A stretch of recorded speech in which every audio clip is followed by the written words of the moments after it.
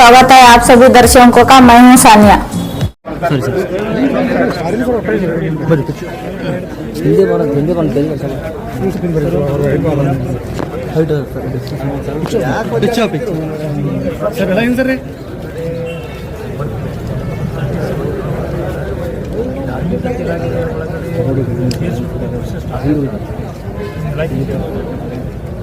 ಯಾವುದೋ ದೇವಸ್ಥಾನಕ್ಕೆ ನೋಟಿಸ್ ಇಲ್ಲ, ಟ್ರಸ್ಟ್ಗಳಿಗೆ ಗೊತ್ತಿಲ್ಲ, ಅದು ನಡೀತಾ ಇದೆ. ಯಾವಾಗ ನನಗೆ ಮಾಹಿತಿ ಸಿಗ್ತದೆ, ನಾನು ಪ್ರೆಸ್ನಲ್ಲಿ ಹೇಳಿದ್ದೆ,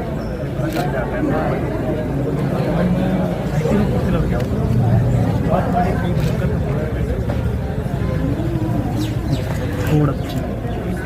ಸೀರಿಯಸ್ಸೇ ಮಾಡಬೇಕು. ಅಂದರೆ ಅಟ್ಲೀಸ್ಟ್ ಅವ್ರಿಗೆ ಗೊತ್ತಾಗಬೇಕು.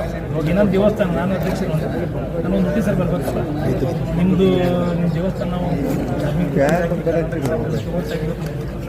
ಈ ರೀತಿ ಇರುವಾಗೆ ಸರ್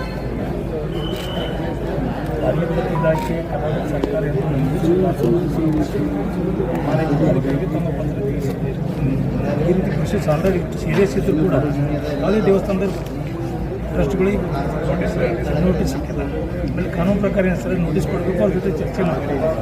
ಆಮೇಲೆ ಡೈರೆಕ್ಟು ನಿಮ್ಮ ಕಡೆಯಿಂದ ಎಲ್ಲ ಕಡೆ ಮುನ್ಸಿಪಾಲ್ಟಿಗೆ ಪೇಪರ್ ಕಲೆಕ್ಟ್ ಮಾಡಿ ಬರ್ತಾರೆ, ತುಂಬ ತಹಶೀಲ್ದಾರ್ಗೆ ಹೋಗ್ಬಿಟ್ಟು ಸರ್ ಮಾತಾಡಬೇಕಲ್ಲ.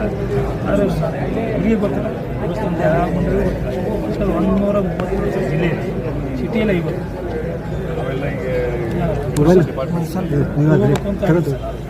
ಇನ್ನೂ ಆಗಿಲ್ಲ.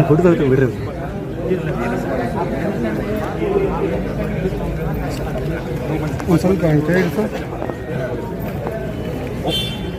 ಸ್ಟಾಪ್ ಮಾಡೋದು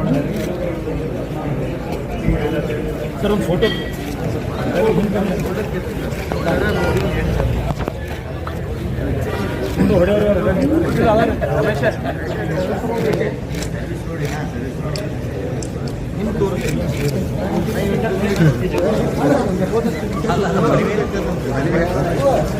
ನೈಟ್ ಹೊತ್ತಾನೆ ಹಿಡ್ಕೊಂತೀನಿ, ಏನು ಚಾಲು ಮಾಡಿ ಚಾಲು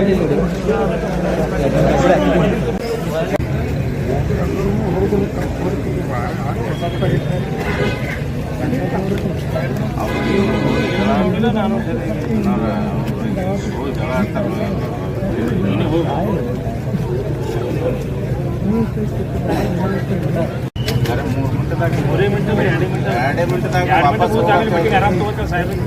ಗಡಬಡ ಮಾಡಬೇಡ,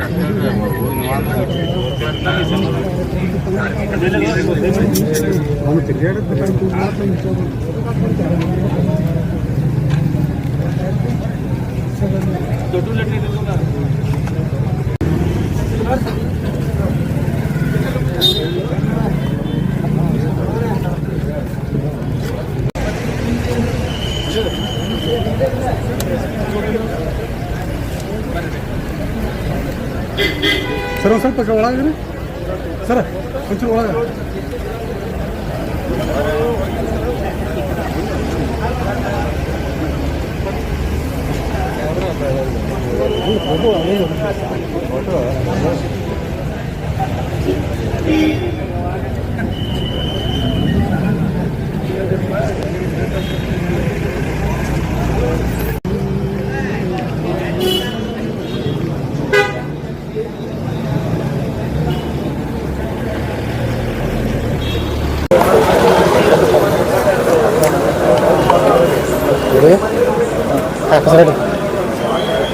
ಇವತ್ತು ನಾವು ವಿಜಯಪುರದಲ್ಲಿರುವಂಥ 50ಕ್ಕಿಂತ ಹೆಚ್ಚು ದೇವಸ್ಥಾನಗಳನ್ನು ಧಾರ್ಮಿಕ ದತ್ತಿ ಇಲಾಖೆ ಕರ್ನಾಟಕ ಸರ್ಕಾರದ ಅಧೀನದಲ್ಲಿ ತೆಗೆದುಕೊಳ್ಳುವಂಥ ಒಂದು ಪ್ರಕ್ರಿಯೆ ನಡೀತಾ ಇದೆ.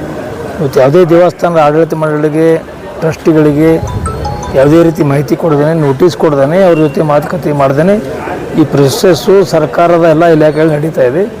ಇದು ಒಂದು ಸರ್ಕಾರ ಎಲ್ಲ ದೇವಸ್ಥಾನಗಳನ್ನು ಬಿಜಾಪುರದಲ್ಲಿರುವಂಥದ್ದು ಸರ್ಕಾರದ ಕಬ್ಜಾ ತಗೋಬೇಕನ್ನುವಂಥ ಒಂದು ದುಸ್ಸಾಹಸಕ್ಕೆ ಕೈ ಹಾಕಿದೆ. ಈ ರೀತಿ ಆಗಬಾರ್ದು. ಯಾಕಂದರೆ ಇವತ್ತು ಸರ್ಕಾರದ ಯಾವುದೇ ನಿಯಮಗಳು ಇದ್ರೂ ಕೂಡ ಮೊದಲು ಆ ದೇವಸ್ಥಾನದ ಎಲ್ಲರಿಗೆ ಅದ್ರ ಬಗ್ಗೆ ಮಾಹಿತಿ ಕೊಡಬೇಕು, ನೋಟಿಸ್ ಕೊಡಬೇಕು, ಅವ್ರ ಜೊತೆ ಮಾತುಕತೆ ಆದ ನಂತರ ಕ್ರಮ ತೆಗೆದುಕೊಳ್ಬೇಕಾಗ್ತದೆ. ಇದು ಯಾವುದೂ ಮಾಡಿಲ್ಲ. ಸಂಪೂರ್ಣವಾಗಿ ಎಲ್ಲರನ್ನ ಕತ್ತಲೆಯಲ್ಲಿ ಇಟ್ಟು ಸರ್ಕಾರ ಈ ಒಂದು ಕ್ರಮ ತೆಗೆದುಕೊಳ್ಳೋದು ಮಾಡ್ತಾ ಇರೋದು ನಾನು ಇದನ್ನು ಖಂಡಿಸ್ತಾ ಇದ್ದೀನಿ. ಮತ್ತು ಇದನ್ನು ಎಲ್ಲ ದೇವಸ್ಥಾನಗಳನ್ನು ಈ ಪ್ರೊಸೆಸ್ದಿಂದ ಕೈ ಬಿಡಬೇಕು ಅಂತೇಳಿ ನಾನು ಒತ್ತಾಯ ಮಾಡ್ತೀನಿ ಮತ್ತು ವಿನಂತಿಯನ್ನು ಮಾಡ್ತೇನೆ.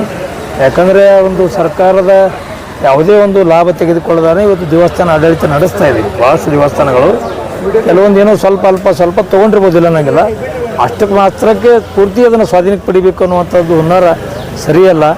ಯಾಕಂದರೆ ಇವತ್ತು ಪುರಾತನ ಕಾಲದಿಂದ ಇವತ್ತು 100-200 ವರ್ಷಗಳಿಂದ ಇವತ್ತು ದೇವಸ್ಥಾನಗಳು ಬಿಜಾಪುರದಲ್ಲಿದ್ದಾವೆ. ಭಕ್ತರ ಒಂದು ಸಹಾಯ ಸಹಕಾರ ಮತ್ತು ಕಾಣಿಕೆಗಳಿಂದ ನಡೀತಾ ಇದ್ದಾವೆ, ದೇವಸ್ಥಾನ ನಿರ್ಮಾಣ ಆಗಿವೆ.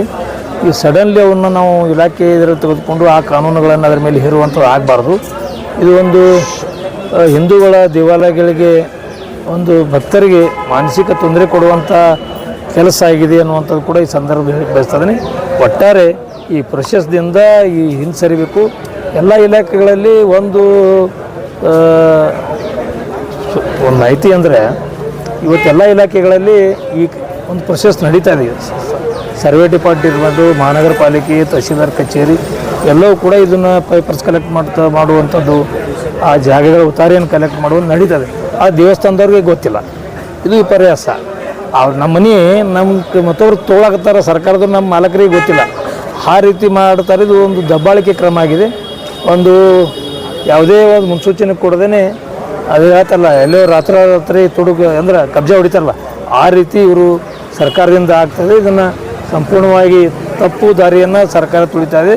ಅವ್ರು ಇನ್ನೊಮ್ಮೆ ನಾನು ನಿಮ್ಮ ಮೂಲಕ ವಿನಂತಿ ಮಾಡಿ ಒತ್ತಾಯ ಮಾಡ್ತೀನಿ, ಸಂಪೂರ್ಣ ಕೈ ಬಿಡಬೇಕು. ಅವ್ರ ಸ್ವಾಧೀನದಲ್ಲಿ ಅವ್ರ ಆಡಳಿತ ಮಂಡಳಿ ವ್ಯವಸ್ಥೆಯಲ್ಲಿ ಆ ದೇವಸ್ಥಾನಗಳ ನಿರ್ವಹಣೆ ನಡಿಬೇಕು.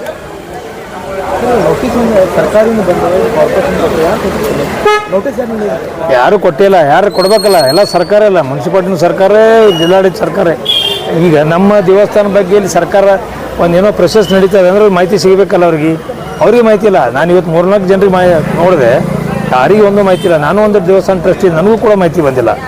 ಈ ರೀತಿ ಅವ್ರಿಗೆ ಮಾಹಿತಿ ಕೊಡದೇ ಅವ್ರನ್ನೆಲ್ಲರನ್ನ ಕತ್ತಲೆಯಲ್ಲಿಟ್ಟು ಮಾಡ್ತಾ ಇರೋದು ಸಂಚು ರೂಪಿಸಿದ್ದಾರೆ ಅಂತ ನಾನೊಂದು ಆರೋಪ ಮಾಡೋಕ್ಕೆ ಬಯಸ್ತಾ ಇದ್ದೀನಿ ಅವ್ರ ಮೇಲೆ. ಅದೇ ನಾನು ಜಿಲ್ಲಾಧಿಕಾರಿ ಮುಖಾಂತರ ಅದನ್ನು ಈ ಒಂದು ಏನು ಪ್ರಕ್ರಿಯೆ ನಡೀತಾ ಇದೆ ಸಂಪೂರ್ಣ ಕೈ ಬಿಡಬೇಕಂತೇಳಿ ನಾನು ವಿನಂತಿ ಮಾಡ್ಕೊಳ್ಳೋಕೆ ನಮ್ಮೆಲ್ಲ ಕೆಲವೊಂದು ದೇವಸ್ಥಾನದ ಟ್ರಸ್ಟಿಗಳು, ಕೆಲವು ಭಕ್ತರು, ನಮ್ಮ ಹಿಂದೂ ಕಾರ್ಯಕರ್ತರು ಬಂದಿದ್ದಾರೆ.